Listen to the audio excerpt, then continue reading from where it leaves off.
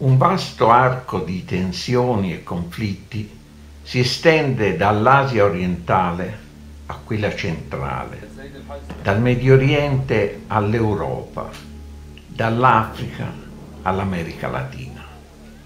I punti caldi lungo questo arco intercontinentale, penisola coreana, Mar Cinese meridionale, Afghanistan, Siria, Iraq, Iran, Ucraina, Libia, Venezuela e altri hanno storie e caratteristiche geopolitiche diverse, ma sono allo stesso tempo collegati a un unico fattore: la strategia con cui l'impero americano d'Occidente, in declino, cerca di impedire l'emergere di nuovi soggetti statuali e sociali. Che cosa Washington tema lo si capisce dal summit dei BRICS: Brasile, Russia, India, Cina, Sudafrica, svoltosi il 3-5 settembre a Xiamen in Cina. Уважаемые коллеги, дорогие друзья, прежде всего хочу поблагодарить. Esprimendo le preoccupazioni dei BRICS sull'ingiusta architettura economica e finanziaria globale, che non tiene in considerazione il crescente peso delle economie emergenti, il presidente russo Putin ha sottolineato la necessità di superare l'eccessivo dominio del limitato numero di valute di riserva. Chiaro il riferimento al dollaro USA, che costituisce quasi i 2/3 delle riserve valutarie mondiali e la valuta con cui si determina il prezzo del petrolio, dell'oro e di altre materie prime strategiche.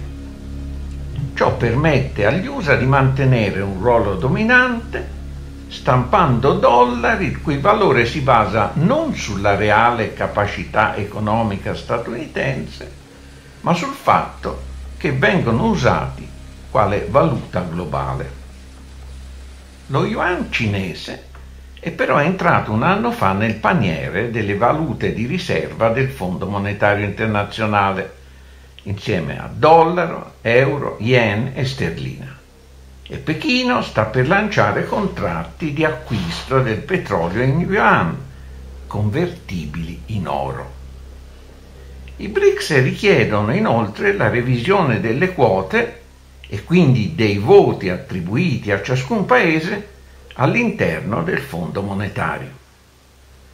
Gli USA da soli detengono più del doppio dei voti complessivi di 24 paesi dell'America Latina, Messico compreso, e G7 detiene il triplo dei voti del gruppo dei BRICS. Бригада под руководством Михаила Круглыхина в первом эшелоне при проведении экстренных и опасных работ. Washington guarda con crescente preoccupazione alla partnership russo-cinese. L'interscambio tra i due paesi, che nel 2017 dovrebbe raggiungere gli 80 miliardi di dollari, è in forte crescita. Aumentano allo stesso tempo gli accordi di cooperazione russo-cinese in campo energetico, agricolo, aeronautico, spaziale e in quello delle infrastrutture. L'annunciato acquisto del 14% della compagnia petrolifera russa Rosneft da parte di una compagnia cinese e la fornitura di gas russo alla Cina per 38 miliardi di metri cubi annui attraverso il nuovo gasdotto Sila-Sibiri, che entrerà in funzione nel 2019, aprono all'export energetico russo la via ad est, mentre gli USA cercano di bloccargli la via ad ovest verso l'Europa.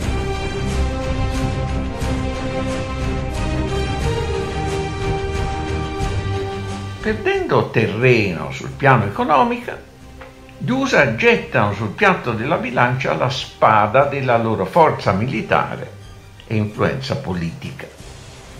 La pressione militare USA nel Mar Cinese meridionale e nella penisola coreana, le guerre USA-NATO in Afghanistan, Medio Oriente e Africa, la spallata USA-NATO in Ucraina e il conseguente confronto con la Russia rientrano nella stessa strategia di confronto globale con la partnership russo-cinese, che non è solo economica ma geopolitica.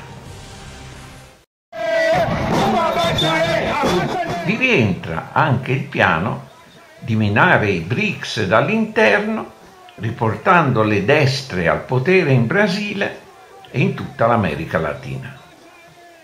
Lo conferma il comandante dello US Southern Command, Kurt Teed, che sta preparando contro il Venezuela la cosiddetta opzione militare minacciata da Trump.